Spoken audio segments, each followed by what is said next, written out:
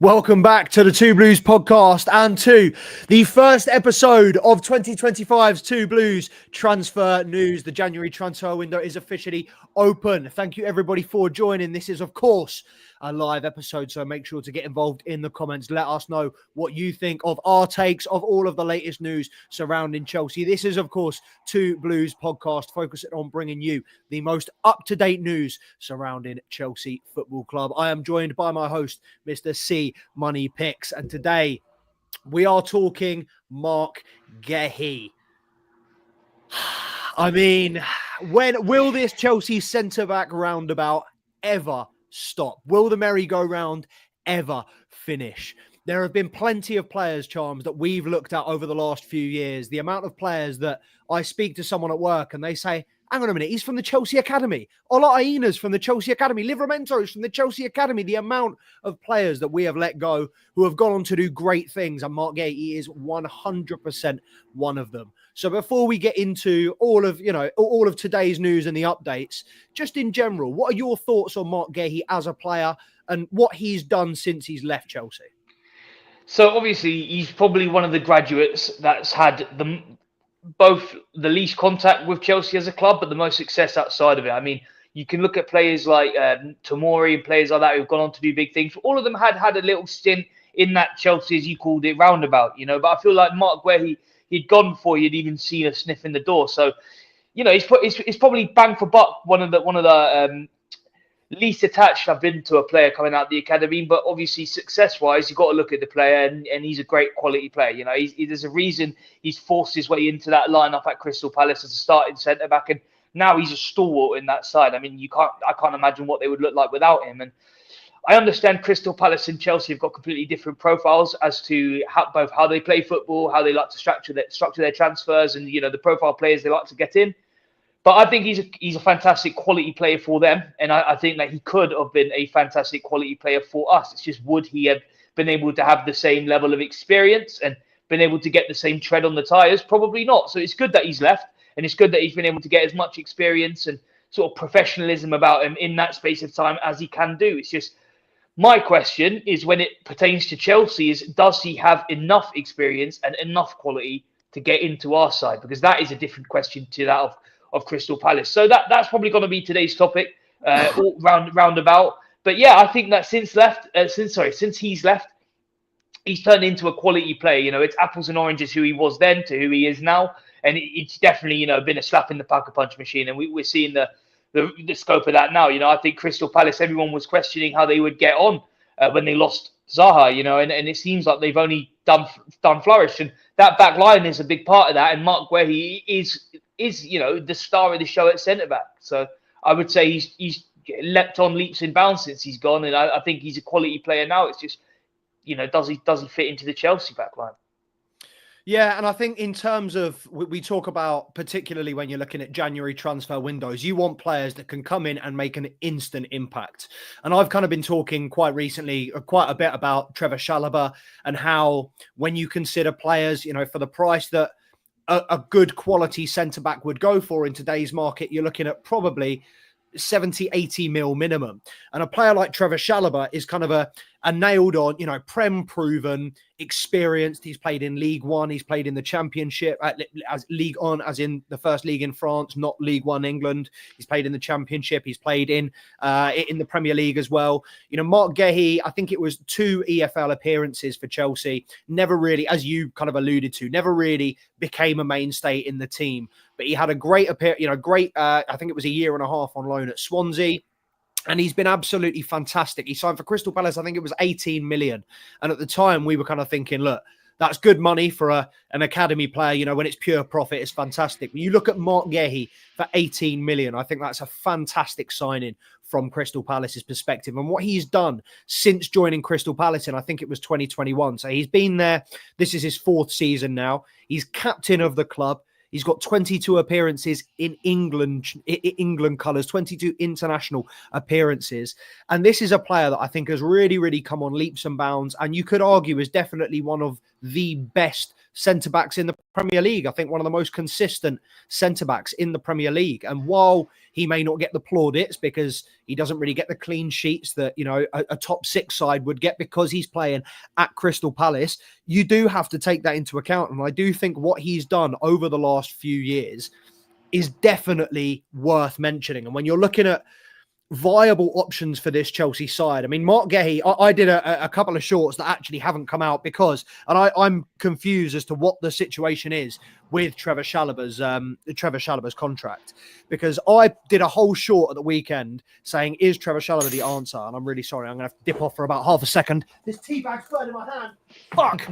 Oh my God, that was hot. I did a whole short at the weekend talking about, is Trevoh Chalobah the answer? Can we recall Trevoh Chalobah in January rather than going out and spending 60, 80 mil on a centre-back? I then read a report The Athletic put out saying there is no break clause in his contract. It is impossible for us to bring over Trevoh Chalobah. I'm pretty sure Fabrizio Romano reported the same thing. And now I'm seeing today that there's no such break clause in the contract. And although Crystal Palace aren't worried, it's definitely an option for us. When I thought that Trevoh Chalobah was off the table, my immediate next step was Marc Guehi. Previous Chelsea Academy graduate, you know, he was at the club since he was 8. I can't imagine it would be a very tough sell. 18 months left on his contract as well. So in terms of leverage, while we don't really hold the leverage, it's getting to a position where, you know, when he's got 12 months, he starts to run it down. What do you think would be a realistic sum in today's market if Chelsea were to go in for Marc Guehi, particularly this window? What sort of sum do you think we would be stumping up for him? Well, I know how Chelsea like to do their business, and you know, people like to take the piss and whatnot and talk about the billions spent. So it's always gonna be an amount which probably raises eyebrows. But then when you think about it, you're getting, you know, 22, 23-year-old England international who's captain a side in the Premier League. He's been there for 3-4 years. He's got the experience in the highest division in the country. I think that realistically, that 60, 50 million pound budget that we tend to kind of get around centre backs is what we're going to end up looking at if we do go in for him fully. Now, I'm not necessarily happy about that. I'm not thrilled at the idea of spending another 60 million on another centre back, you know, and another trial and error sort of thing. Because as I was saying earlier, like Chelsea, Crystal Palace, you know, with all due respect, you know, because I do rate Crystal Palace as a side, we're not competing for the same things. The aspirations are just completely incomparable. So I think that they need the money, we need the player, and you know, with all things considered, you know, his nationality, his experience at the highest level, and some of the performances he's put in over the last year, 2 years, like I think 60 million is a fair figure. It's just another one that I'm not necessarily happy with. I think that it's an overvaluation, but we're not going to get any cheaper than that, and I don't think any other club in the country would. I mean, the only teams I would see getting a better deal than that would probably be if he was to go into France or he's going to Germany or go to a country like that where, you know, they can not worry about dropping the load. But yeah, the fact that we're rivals, London rivals, yeah, I would say 60 million is probably a good figure for him. Okay. And I dropped the ball on this because I probably should have asked you this. This should have been my second question. Irrespective, if you take the money out of it, if we signed Marc Guehi this January, how do you feel about that transfer, Marc Guehi to Chelsea? And yeah, you know, it's one thing. It's kind of a bit of a gripe of mine because I don't mind it. You know, I really don't. But I didn't mind the signing of Disasi, or I didn't mind the signing of Badiashile. I didn't mind Fofana. I didn't mind Colwill, and all of them are young, fast players. You know, potential. They proved themselves in this club, and they've done this at this club, and it's just the same again. You know, I can't imagine he's going to come in and just be, you know, that guy, you know, that come in and just be that Thiago Silva, be that John Terry, be that Gary Cahill, be that Aspi. I can't see it. I can't see him coming in there and just immediately getting into the clean sheets and the great performances and the 8 out of 10s. And that worries me. You know, the fact that we're going to need to get in more weaning time and a lot more trust the processory around another centre back. It just, I feel like what we need is someone who's got experience and can jump straight into a captaincy role and lead the line from the back. And that, to me, that's not Marc Guehi. At least not at Chelsea. You don't feel like Marc Guehi, captain of Crystal Palace, 22 international caps. You don't feel like he has the experience necessary to lead this young back line? No, not at all. I think that because you're leading more than just the back line as a captain. You got to lead the whole club. And this is the thing. It's a lot of expectation to be put on a young centre back like Marc Guehi. And I understand it at a team like Palace. You know what I mean? Where he's got the ability to use that mentality and stay calm, but keep his team structured. But I just don't see a world where he's able to take say Reece James come back and he's fit. I don't see a world where he's Reece James as captain. You know what I mean? Because that's going to be Reece's job off the bat. And I think that if they're taking in a player to come in with the idea that, he can hold down the captaincy, is that something that is really priority? Do Chelsea need a captain right now? Do we need a leader to lead the line? I can hear it. But is that Marc Guehi? Is that going to be that guy? I think it's just more of the same. You know what I mean? I think you'd be getting the same odds putting in Fofana or Colwill with the captaincy badge. Really? I think it'd be the same thing. I mean, maybe they don't have the experience doing the job, which I can understand your point. He's got the actual tread being a captain and being a leader and whatnot, but I just think it's just too much of a task. It's just too tall of an order. And personally, I don't mind it being Enzo or Caicedo instead of him should he come into the squad. Genuinely, I'm not mad at it. I think that we need someone with who's a bit older, a bit more experienced, and maybe honestly a bit more leggy, and can let the kids do the dirty work, and he could sit back and keep the line structured, almost like having Enzo Maresca playing at centre back. Someone who can see it in 3D on the pitch and can tell people to get back into their positions or to push higher up. And for me, I think it's just too much responsibility for a very young player like Marc Guehi. That's just me, though. I can hear it.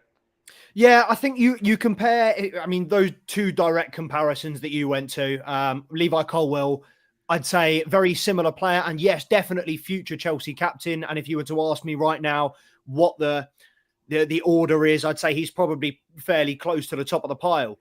However, Marc Guehi just has 3 years on him. He's 24 to Levi Colwill's 21. They're both academy graduates. I have no doubt that they would both be happy playing alongside each other. The other thing, and you alluded to it as well, the other thing that I thought of, and I don't know what our quota is and how close we are, and I'm sure we are fine, but homegrown player. I know you have to have a certain amount of homegrown players in our squad. We've obviously potentially looking at offloading Chukwuemeka. A lot of young South American players coming in. Dewsbury Hall might leave. It might be important to get another couple of English players in. But the other, I mean, just in terms of our defender, the other thing as well, and we can just kind of have a general discussion about this in terms of the transfer targets in future, because this is something that I haven't really, and I don't know if we've discussed it actually on stream. It's something that I haven't really thought about when thinking about Chelsea replacements. But obviously at the moment, a lot of our centre-backs are left-sided centre-backs. Badiashile, Colwill, both left-sided centre-backs. Then obviously you've got Disasi. Don't really trust him at the moment. Tosin, don't really trust him at the moment. Fofana out. It looks like we're currently trying to squeeze in quite a few left-sided centre-backs. We've been looking at potentially Alessandro Bastoni, another left-sided centre-back. Marc Guehi is right-sided. That partnership of Levi Colwill and Marc Guehi, I think, is natural. Cobham graduates. They will settle in as quickly, and this is a nice little segue, as Josh Achimpong settled in at the weekend against Crystal Palace. And that brings me nicely on to my next point. In terms of our general state of play in defence at the moment, can you just kind of give us a quick think? And I suppose the players that I'm thinking of are obviously Levi Colwill, Josh Achimpong, Benoit Badi and Axel Disasi. Now, obviously, where's Fofana out until the end of this? Or hopefully not, but likely until the end of the season. Badiashile out until Feb. So we'll leave those two for now. But out of those centre-backs, obviously, you've kind of touched on Disasi briefly. But Achimpong, Colwill, Disasi, how do you feel about their seasons going forward? And in terms of their place in this Chelsea squad, is it cemented? Do they still have work to do? Well, I think a lot of it comes down to the fact that we don't have a right back, really. You know what I mean? I think that the fact that we've got so many left-footed, left-sided players, and the fact that our right side is so weak, that I think that a lot of the times when you look at the lineup, I feel like Enzo Maresca is kind of teeing everything up around who's going to be slotted into that role. Because Reece James isn't going to be fit, so then we have to do with Malo Gusto. But if he's got an underperformance, or Enzo's not happy to pick him, or he just doesn't seem right on paper, the next solution is to put Caicedo in that right back, which really frustrates me, And I think that all this talk about centre backs and who we need and what is our best lineup, I think it all stems to the fact that we just don't have a right back, and obviously all the left-footed players and whatnot in our back line, and even in the midfield. I mean, I heard commentary last time I was watching a Chelsea game, just talking about every time the ball was in the defence, about just noticing how every single person is so clearly left-sided, and every attack goes down the right flank, because I feel like it's been something that's been exposed, and I think that's what killed us against Fulham, to be honest, is being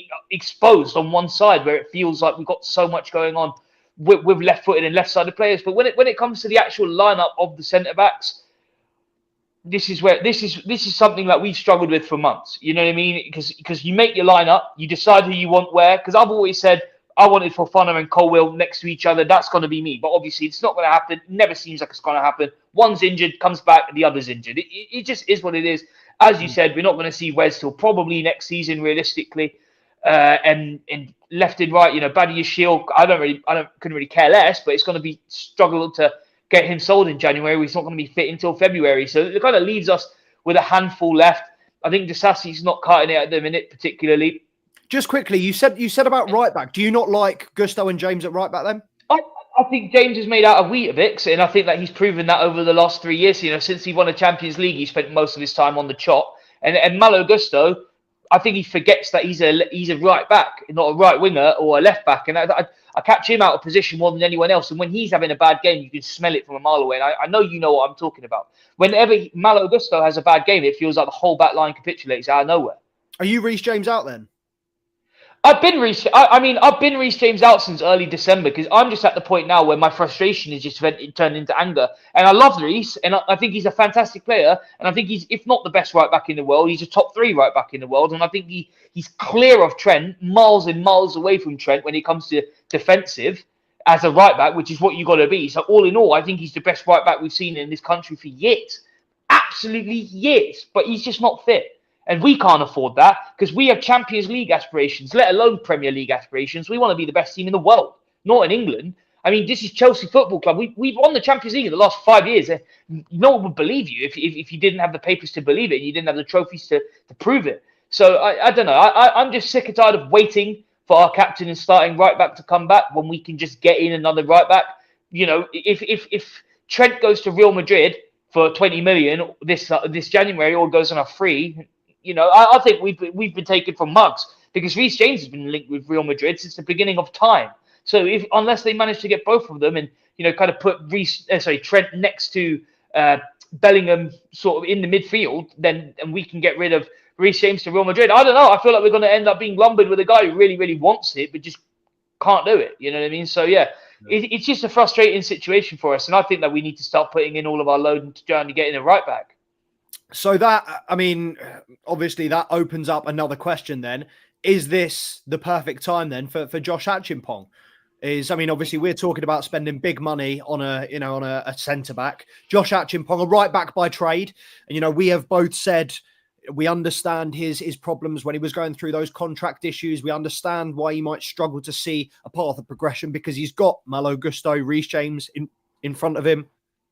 But if he can step into that right-sided centre-back role, particularly while Fofana's out, if we don't spend in January and he can go and sit alongside Colwill and play out the second half of the season in centre-back, this is a player. Do you still feel like we would need to go out and recruit, bearing in mind that this is a player, a right-back by trade, who can also fit seamlessly into that centre-back role? Realistically, also, you've got to remember, we've got Alfie Gilchrist potentially coming back into the fold next season. So we have got quite a few young fullbacks that are able to play those roles. I'm not really sure that fullback is the area to be thinking about in terms of recruitment. Yeah, well, I see Alfie Gilchrist as a straight centre half. I don't see him as a fullback personally. I think that he plays better and he's more effective when he is at centre back. But with Achimpong, I think it's the other way around. I think that people look at him like he's a centre back, but he's not. You know what I mean? He likes to be a bit more aggressive and likes to use the flank. And I think that we should, I've just said so much about how much I value the experience, and then now I'm just going to talk about how I think we should give Josh Achimpong a starting role at right back. But listen, when it's needed to be done, and it's as weak as it is, I think there's not much difference in swapping out a Malo Gusto for an Achimpong just to see how he gets along. Once again, academy graduate, the amount of benefits there are in that, whether it's for how he's playing and keeping him in and how good the books look, or if he looks good and then we can get him sold for a good fee and then use that money to get someone who's quote unquote world class at right back. The likes of a Denzel Dumfries, someone like that. And I'm not opposed to it. If you gave me my choice of whether I would take in a homegrown academy and then spend the next year honing in the product, or taking in a player like that, like as I said, a Denzel Dumfries, or even a switch-sided DeMarco. I mean, I've literally just been watching the Inter game, and I think he's a quality player. So that's where this is coming from. But yeah, no, I think a player like that would fit in hand in glove. You know what I mean? He very aggressive, but likes to focus in on the defensive side. You got a wry smile on your face. Chelsea is a defensive club. Is Antonio Conte still our manager? Are we still playing a 3-5-2? Am I missing a trick? Are we not a defensive? But this is the thing: are we not naturally a defensive side? And is that not a player that?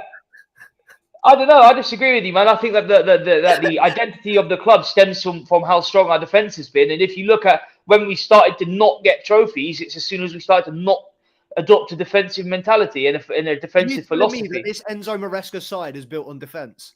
No, I'm not. That's what I'm saying. I'm saying success in Chelsea is built on defense, and I'm saying Thomas Tuchel's side was built on defense.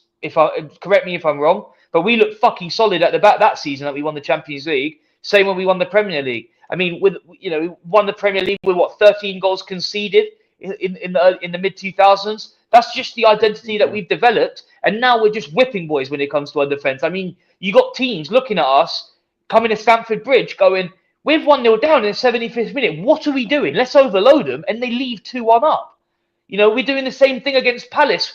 We make them feel like, what are we doing? Let's just fucking push them forward. They don't have a clue what they're doing. And they bag and then do the same thing to us, and we can't score when they do it. So I think that adopting a defensive mentality is something that is going to get us some silverware over the line, and it's something that we should have been looking at doing for a while ago. And as you said, it's not exactly Maresca's top priority, but I think he's figured out the offense pretty solid, mate. And I think that in midfield, he's kind of figured that out now. So now it's time to switch to a backline. And I think the idea of getting in a Marc Guehi or starting in a Josh Achimpong is just more project building, which is the last thing I think we need, because we've done an awful lot of that in the last few years. Although the Achimpong I will understand because of how weak right back has been. So if it's going to be give someone, that's how, you know what? I'll give you 2 examples of when that's worked. Not at Chelsea, but when Arsenal needed a left back, they took in a very young Bukayo Saka. Where's he now? When Tottenham needed a left back at their academy, not at their academy. When they took a very young 19-year-old that they had bought out of Southampton, played him at left back, and that ended up being Gareth Bale. So I don't see why we can't do the same thing at the right back. I think that it's time to give the young player a chance. I mean, look, I've got to kindly disagree with you on a couple of things. I think Guehi, would be more than a project signing. I think that would be on the verge. I think that's a statement signing. I think he is one of the better centre-halves in the Premier League. I think in terms of the style in which Maresca plays and progressive ball-carrying, ball-playing centre-halves, being a dime a dozen and how expensive they would be, I do feel like Guehi is more than a supplementary signing, is more than what you're giving him credit for. But I do hear that, and I do see, when you kind of speak to the Chelsea fan base as a whole, the same names are put out. It's Bastoni, it's Araujo, it's Tar, it's the experienced players that have done it at European level, that have done it in the Champions League. Because as you said, and rightly said earlier, that's where we need to be aspiring to be next season. At a bare minimum, we need to be back in the Champions League next season. So we need players, with all due respect to this Chelsea squad, and I rate this Chelsea squad extremely highly. I think a lot of these individuals, fantastic footballers. We go into the Champions League next season with this squad, we'll get fucked. We won't get beaten. We won't get battered. We'll get fucked. It would be an annihilation. The other thing that I've got to disagree with, I think if we got Denzel Dumfries in, I'd be like, why? What's the hate? If we got rid of players, like if we're looking at right backs, like I'd start Achimpong over Dumfries. I mean, if we're getting rid of players like Livramento, Lewis Hall, and then going, you know what, I'd have Dumfries. I mean, bro, 4 years ago, maybe. After that Euros performance from Netherlands, whatever it was, maybe. I would have taken him. It's one of those where I would have taken him on a free and a Marcus Alonso-esque signing. I think as a wing back, fine. But I just don't think he'd be good enough in this Enzo Maresca. I do not think it would work out well. I just don't think it would be. It would be like a Timo Werner for Tottenham signing. Like I'm not disagreeing that there is and or was a player there, but what he's doing in that squad, makes no sense to me. 3 years ago, I would have got it, but I don't really know. I mean, chat, let us know. Let us know. Disagreement. Dumfries to Chelsea, yes or no? Are you hearing it? And Marc Guehi, is he a project signing or is he a statement signing? But back to Marc Guehi, and we'll jump in the comments in a second. Appreciate you, Scott and Amir. We'll get into your comments in a minute. But in terms of the other centre-backs, obviously Marc Guehi, and we'll bring up the tweet from Fabrizio. So Fabrizio basically said that Chelsea are very seriously interested in going back into the transfer market for a centre-back this January. Marc Guehi has been discussed internally. He is on the list. It would... Hold on, for some reason, I've got Fabrizio Romano's tweets from August 27th, 2021. What the fuck is going on here? Right, I can't find a tweet. We all know what it said. Chelsea have internally listed Marc Guehi as a potential recruitment option for January. Wouldn't be easy, given that he has 18 months left on his contract. But at the same time, a former academy graduate, it's not like he's just signed a new deal. Wouldn't be too hard to get him to come home. In terms of Guehi compared to other centre-backs that we've heard mentioned, I mean, I said, Jonathan Tah there, Edmund Tapsoba in the Bundesliga, another one, don't know how much you know about the Portuguese league, Antonio Silva for Benfica has been spoken about quite a lot. I like him, but again, I think he's 21 years old, not a massive fan of that. In terms of the market in general at the moment, who are you got your eyes on, aside from Marc Guehi, and then also, how do they compare to him? Well, so it said, if we are to sign Marc Guehi, I wouldn't be pissed off, because if you look at everyone in our backline, all the centre-backs we have, fit and available, he's probably the one of the most quality, realistically. It's just, my point is, out of all the targets we're looking for, probably the least experienced out of the lot, probably the least games played out of the lot, probably the youngest out of the lot, and we're looking for an experienced centre-back. So for me, I think that the obvious number one priority should be Araujo. I think he's top of everyone listed, everyone hinted at. Thomas or Ronald? Ronald, the centre-back one. Do you not think about, I mean, he's had a big knee injury this season, and he's one of my top picks as well, before you say anything. But a lot of people have been getting on to me because he has been out for knee surgery this season. We've seen that affect players like Fofana. How would you feel about spending money on another injury-prone player? Well, this is the thing. I think that getting an injury and being injury-prone, I think that it's an injury that can definitely reawaken itself. The knee, the ACL, the ankle, all of those things, they seem to be ongoing dramas, and we see it time and time again. But I think that will reflect in his price. And I think there's a reason why a club like Barcelona, with the pedigree that they are now, I understand where they've been in the last season, the last 2 seasons. They haven't looked amazing, but there's a reason why they went for a player of that build. I think he's on his day, super talented, super quick, great with the ball. Something that we need is a centre-back who's great on the ball. It's someone who's going to have a good link-up with a goalkeeper who's good on the ball, like a Petrovic or like a Jorgensen, yeah? So I think that when he's fit and available, I think that is the perfect centre-back stylistically for the way that we want to play. Reliable, young, fast, good with the ball. Now, the injury problem, I think that I'm maybe being a little bit kind of neglecting the reality here, but I think that once he's healed, and he's in a new side, there's not the expectation of, well, there is the expectation that you got to go in and start, but there's not the expectation of you got to go in and be excellent off the bat.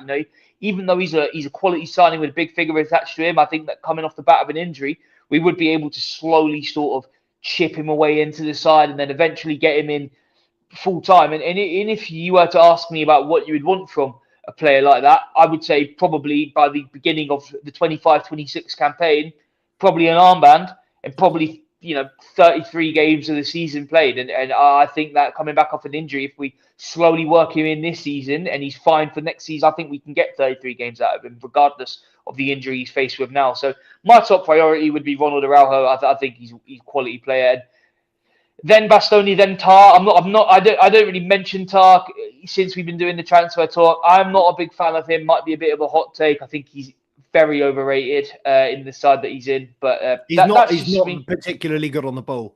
I think a And lot of that's the people, other thing as well. he's very big and aggressive and a great duel winner, but he's not fantastic on the ball. And I think And in he's the got Premier red League, card written all over him. and you need to Yeah. be good on the ball in the Prem. A player you haven't mentioned, I haven't seen many people mention, but similar to Guehi, would be a return for him. Tomori. Yeah. Well, listen, this is one that I mentioned Oh, because earlier. is he playing? Is he playing now? He was actually. Yeah, he was. He got beat twice in 5 minutes to Well, there concede you two go. goals. There you go. But this is the other thing as well. I think with Tomori, I think that a lot of AC Milan fans have said it, but he's actually had quite a dip in grace in the last season and a half. A lot of AC Milan fans have said that they're not really a fan of him anymore. So yeah, Bastoni and Tomori as our two centre backs. Listen, them two together, I think that works. But I think slipping Tomori into this side that we have now after a bit of a dip in form. Listen, I don't think we should have ever got rid. I think he should have been in a very good position at Chelsea right now, where he's played an awful lot of games for us since then. But we got rid, and I think that if we were to recall a player, I don't think I would take Guehi over Tomori, especially by how the fans of both of those sides see the player internally. Well, that was going to be my next question. If you had to take either Guehi or Tomori, who would it be? Amir would rather take Tomori over Guehi. He's the other way. Appreciate you joining, Amir, as well as Scott. Appreciate you and Smoked him. If you're a Liverpool fan, go and follow or subscribe to Onto the Ball podcast. If you like the MMA, go and subscribe to Smoked him. Appreciate you, Amir. Amir says, what happened to Alfie Gilchrist? Where's he at? Alfie Gilchrist is cooking, mate. Give him a Google. Go and watch some of his highlights. He's currently playing for Sheffield, who, if I'm not mistaken, are currently second. Third. Fuck, so close. Third on goal difference. They're equal on points to Burnley. 1 point behind Leeds as well at the top of the table in the Championship. So, yeah, he's playing at right back. He's played, I think, the most games out of any Chelsea loan player this season. Maybe Teddy Sharman-Lowe might have a couple more appearances in League One. But Alfie Gilchrist has been playing very, very well for Sheffield on the right side of defence. They play a back four. He's been playing as an out-and-out right back more often than not. Plays the majority of the game, 80, 90 minutes. He's got a few assists, looks solid defensively. I have long maintained and will continue to maintain the best level of progression for a Chelsea player, particularly defender, is you break into the first team, you get a few appearances in cup games in the first team, maybe you get your Premier League debut if you're good, then the next season you need to go on loan to a Championship side. There are very few leagues that are as competitive, as physical as the Championship when you are trying to build a player up for the Premier League, one of the most competitive leagues in the world. The Championship, I'd argue, is a better test of mettle than Spain, France, the majority of top leagues in Europe. So, Josh Achimpong, get your choice, mate. You're going to have your pick of the clubs next season. I think Swansea, maybe a little Bashir Humphreys, replacement, supplement them, or maybe send him to Sheffield if they don't do the business. But yeah, it'd be good for Achimpong to have a similar loan. Alfie Gilchrist is really progressing. So yeah, if you haven't, guys, I would actually, you know what? I don't know why I'm telling you to go and do your research. You don't need to do your research. That means, Amir, the fact that you don't know what happened to Alfie Gilchrist means you haven't been tuning in to the Loan Watch episodes every week. Wagwan, man. I've been talking about this every single week. We talk about a comprehensive channel. We don't just cover the transfers on here. We cover the academy. We cover the loan. We cover general football conversation, not just Chelsea. So you don't just have to be a Chelsea fan to subscribe to this channel. Mr. C Money covers the whole world in his Chopping It Up with Charms on Fridays. I cover the Chelsea loanees across the world on Wednesdays, and we do our weekly roundups on Tuesdays, which we will be doing tomorrow. Make sure you're here with us tomorrow night as well. I think it'll be 6:30 tomorrow, 6:30 till 7:30. Might be a bit later, but tomorrow will just be our weekly roundup, talking about all things Chelsea, how terrible we are at the moment, what has happened, and more transfer updates if anything else happens. But moving on from Marc Guehi, because we've spent the best part of half an hour talking about one player. The other option, who I kind of discussed very briefly, Trevoh Chalobah. Now, I'm just going to go out, disclaimer here. I've got no idea whether it's possible to bring Trevoh Chalobah back or not. Let's just assume that we are able. We do have that option to bring him back in January. Charms, thoughts on bringing Trev back in January, and also thoughts on his season so far? I think a lot of people are looking to get Trevoh Chalobah back in, and a lot of Chelsea fans, particularly, are really, really impressed with how he's been doing this season. And I won't say I've been keeping like a firm eye on him, so I'm not going to just give a waffle assessment. But from what I've heard, it's been pretty impressive. So on that note, I think that it's sort of it's the same side of a different. Sorry, it's a different side of the same coin as the Marc Guehi situation. He's a little bit younger, might have a little bit more potential, maybe a little bit more moldable. But I don't know. I just think that with where we are right now, anyone under the age of 25, I've got a big question mark next to, and that's just me personally. So I think that although it'd be great for all the players love him, the amount he gets spoken about, like he's like the nicest guy on the planet. Did you say I'm under sure 25? How old is he now? Is Trevoh Chalobah? Good job, he's 25. Now you fucked yourself into a corner there. Well, not really, because you're talking about a player who's got less quality than someone who's younger than him, who's also a target, who sits right next to him in defence at the same club. And then it's not like you can recall them on loan. I would rather take the player who's better, with more experience and younger. You know what I mean? So, but Trevoh Chalobah's free and has more recently played in this Chelsea side, so.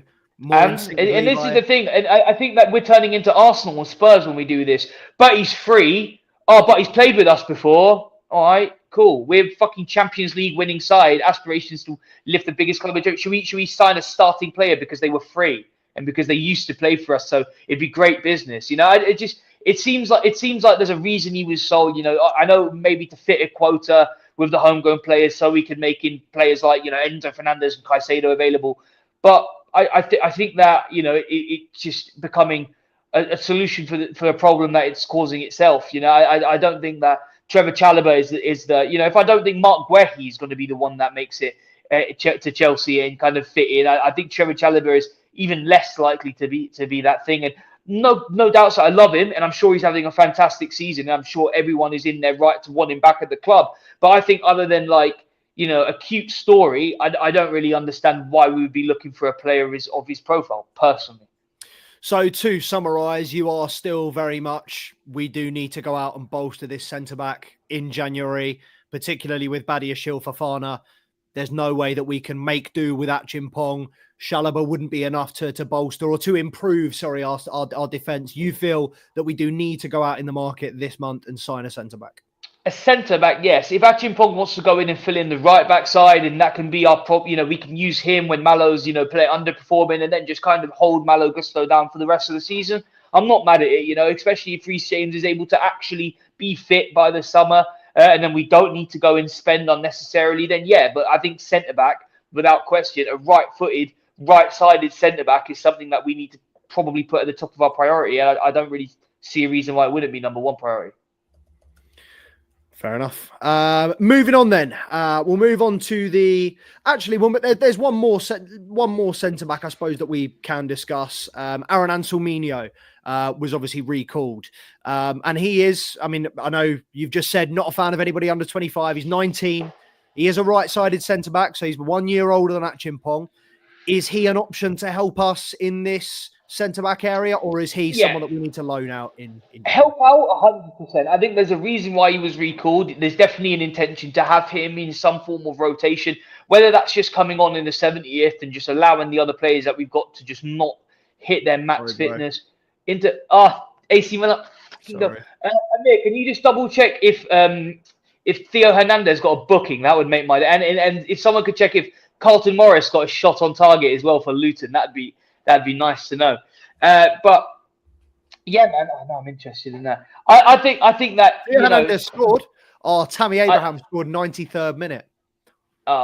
Shock. I know Theo Hernandez scored, and I know that Dumfries got booked 2 minutes later, but I took them both to get booked. That's whatever.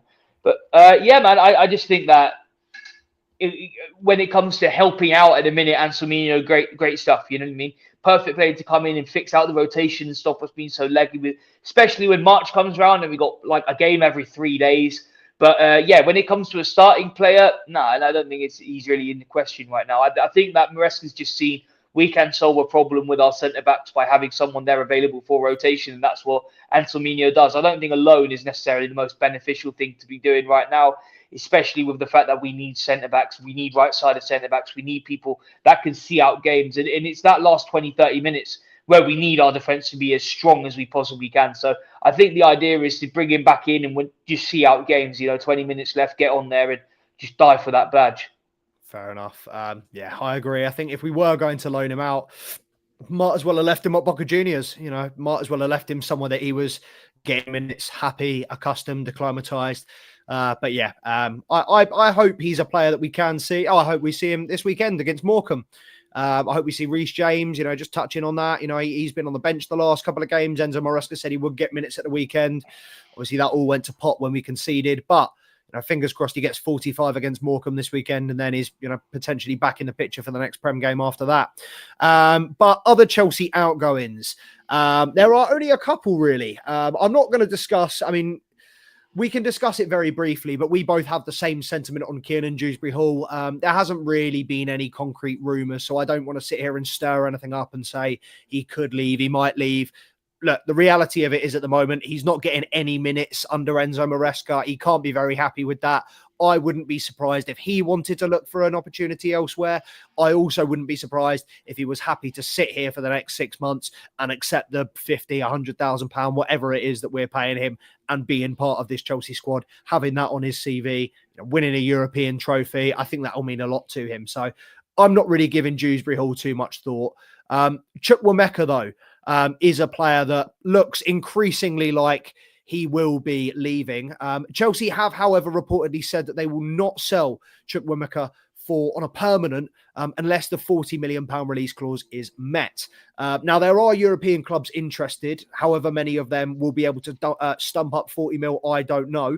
Obviously, we bought him a couple of seasons ago for 20 mil. And while we're both sitting here, I'm speaking for you, but while we're both sitting here, assuming you're the same as me, wanting Chukwuemeka to succeed and to continue at the club, if we were to be able to flip him for double what we paid for him 2 years ago, that's not bad business. Yeah, but the other thing is, as well, as I think that with Chukwuemeka, I think that one thing is that kind of holds him back from being able to leave is Noni Madueke. I think that them two are symbiotic.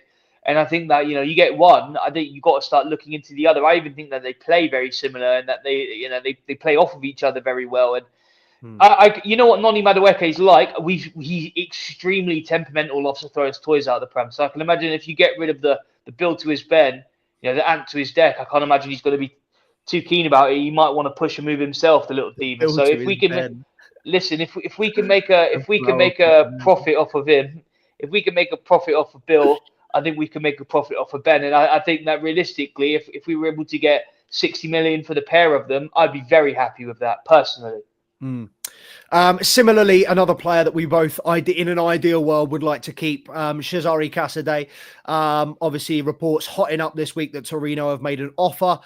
Chelsea have reportedly said we want a buyback clause in there.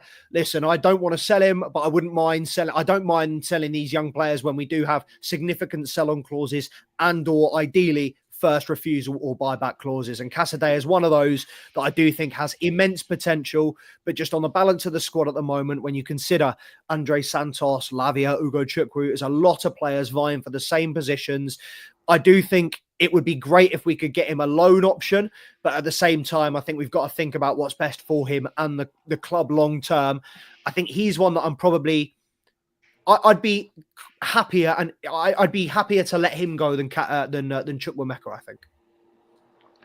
I disagree with that heavily. I really like Cesare Casadei. Yeah, I think he's a quality player that we just haven't given anywhere near the time of day, haven't given anywhere near enough attention. And he's one of those players that, I felt like I didn't really know enough. So I went and I just checked some of his highlights, and he's so young and he's so calm and he's so patient and but he's not, and he's decisive. And I just think that he's got everything that I want to see in a deep line centre mid, in just an 8 even. Like I think he's a really quality player. And I think that he's got way more potential than a player like Chukwuemeka. But, he's a very different player for Chelsea than he is for the Italy side. And I know he only plays for the youth teams, but he captains them. His leadership is phenomenal. He's extremely vocal. Yeah. And he also plays a lot higher. He tends to play as a right winger, as a 10, as a second striker. He scores a lot of goals. He gets a lot of assists. But you are right. He plays the deeper role in Chelsea, and it is more of a deep line playmaker. I do see him as an 8, as a box-to-box. Same. I see him and Andre Santos as very, very similar profiles. And I think that's probably why I'm quicker to say that I'd rather get rid of him than Chukwuemeka, because I think in him and Andre Santos, you do have like-for-like individuals, and Andre Santos is just, with all due respect to Casadei, Andre Santos is so much better. And I just think he is nailed on to come into this Chelsea squad next season. And I feel like Casadei, you could argue, won't get the minutes when Santos comes in. You've got Lavia, potentially Ugo Chukwu back in the fold next year as a defensive option. But then again, I do see potentially, we let them two go. Enzo clearly doesn't trust Dewsbury Hall. Lavia's injured. Then we're back to just Enzo and Caicedo as the centre midfielders. I do think that if we were to let both Casadei and Chukwuemeka go, and I know that we don't want to see either of them go, but if we were to let both of them go in January and not at least recall someone from loan, I think that would be a big mistake in hindsight for Chelsea as well. How many of those mistakes have we made? There's only mistake. It's only a mistake with the context of the future. How many of those have we got right? You know what I mean? I thought, Marco Marin was supposed to go on to be a big thing, and he was sold the same season he sold KDB, who wasn't really supposed to be much of anything. So it just, time will tell. It's always going to be the writer of history. And we just got to see what happens, really. I think that the decision is going to be a big one that has been made. I think, obviously, Andre Santos with the performances at Strasbourg have been phenomenal. You look at his sofa score rating every week, and he just looks like an absolute dime a dozen. You don't get many of them. So it's going to be difficult. Hasn't dropped the score under 7 this season. All season. It's absolutely insane. It's beyond consistent at that point. You know what I mean? It's class. And I think we got to acknowledge that. And the elephant in the room for me is Lavia. I think that he's the one that's probably got the most risk about him with this whole situation, because I think Enzo and Caicedo, let alone with the fees that have been attached to them, there has to be the trust to go alongside it. I think the performances that particularly Enzo, because we know how good Caicedo's been, but Enzo, people have been a little bit up and down on, but I think the last few weeks, he's kind of shut the critics up, you know what I mean? And I really like the pair of them. And I think that Santos is going to create a big problem. And I think that's going to freeze out Lavia, who once again has also been fantastic. But I think we could get him to another side that would want him and respect him. And I think we could sell him for quite a hefty fee. I think that there's a world where Lavia goes to Liverpool from Chelsea for 70 million. I think there is a world where that would happen. What are you talking about? Why are you talking about selling Lavia? No, because if Andre Santos comes back in, manifesting that shit. No, I'm not gonna have us doing that thing where we have Enzo and Caicedo, but we still got Lavia, and then we still got Santos, and we've got greedy. The opposite. You got to take one. You got to bring it out back. You got to turn them around, make us smell the flowers, and put that bitch down. And I think in the end of the whole saga, it's going to be stockpile. I'm it's going to be Lavia to pile these players up, man. I understand it, but I feel like so many players' futures hinge on somebody else, and Chelsea have so many players out on loan at the moment. It remains to be seen whether they will make an impact at their club or whether they will be sent on loan to the back ends of Kazakhstan for the rest of their careers and, die a slow, quiet death. You never really know with these. Huh? I said, shout out Lucas Piazon. He did that. Exactly. Shout out Gael Kakuta, who I thought was going to be baller, by the way, player Chelsea had ever signed. I had so much stock in Gael Kakuta, bruv. Oh my god, what a player! Word, he was a baller. You know what? We'll bring you. We don't really bring you the fun discussion streams anymore. So you know what? We'll find some time one weekend and we'll do the forgotten names of Chelsea. Asia Del Horno, right back. Khalid Boularus. Do you remember Mark Schwartz played for us for a bit? Mark Schwartz. Come on now. Do you remember when the Jewish brethren, the most Jewish brethren you've ever seen was in it? Come on now. No, we had Tal Ben Haim, no? Brother. Tal Ben Haim! Oh my god! Israel's defender. Oh my god. You know he's in the IDF with a whack right now. We went to Israel and went, give us the two ugliest dons you've got. It's crazy. Jesus It's crazy. Christ. There's We've had supermodels over there, man. we'll have to do ugliest Chelsea 11 as well. George Weah. Not Like, ugliest, George's for forgotten players. But we'll have to do an ugliest Chelsea 11 as well, because there are some absolute stinkers in there. howlers, yeah. Yeah. Got me But thinking yeah, now. fucking hell. We'll open it up to Josh the floor. McEachran. Yo! Yeah, with Josh McEachran, he was supposed to be KDB before it happened. Josh McEachran. You know who I remember before him? And I'm gonna. Josh McEachran was a baller, fam. How did I just remember about that ginger little nuff? Oi, he was like Hazard, but he's centre mid, bro. He was a baller. Oh, no, he didn't. Right. First off, Yuri Zirkov. Do you remember Yuri Zirkov? Yo, boy. Yeah, he went to Holland. He went Dutch.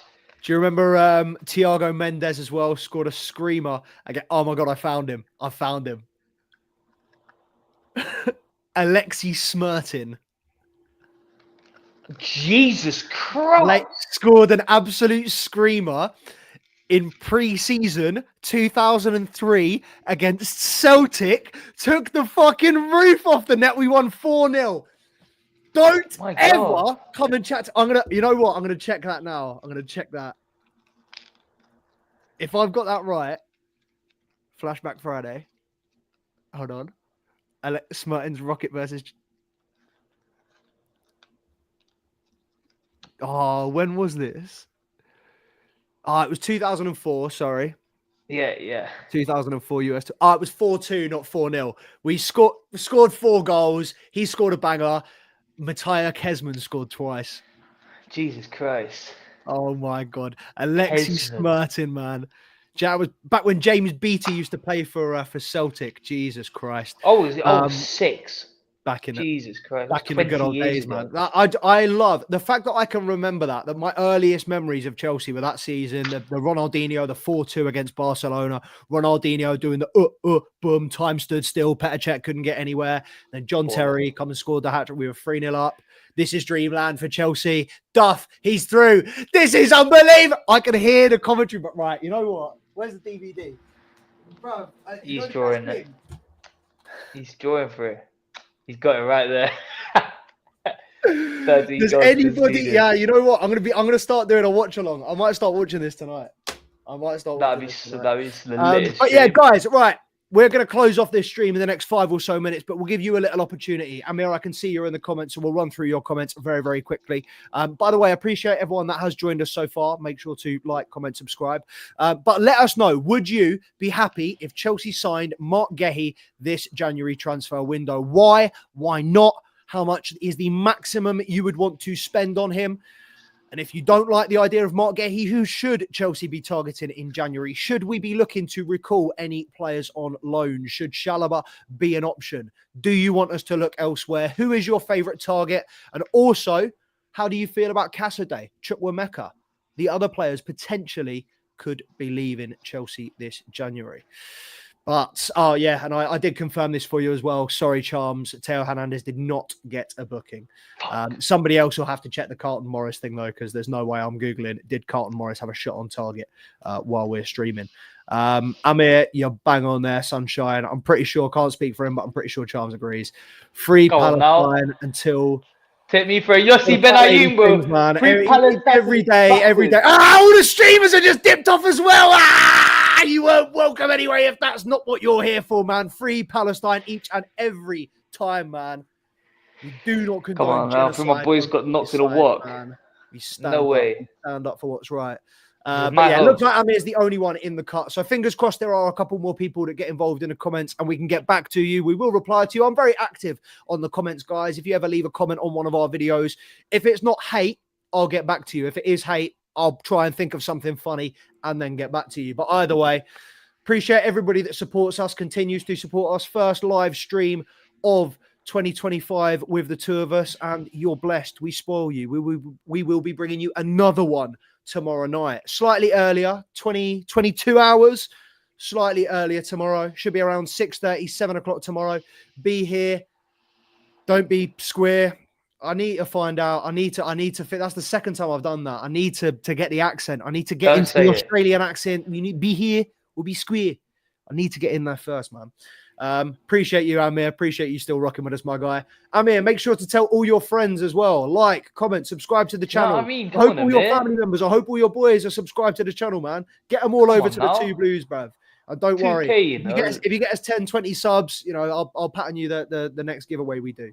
But yeah, man, make sure you're here. Two Blues Podcast on the Instagram, on the TikTok, and we'll be back up the Chelsea.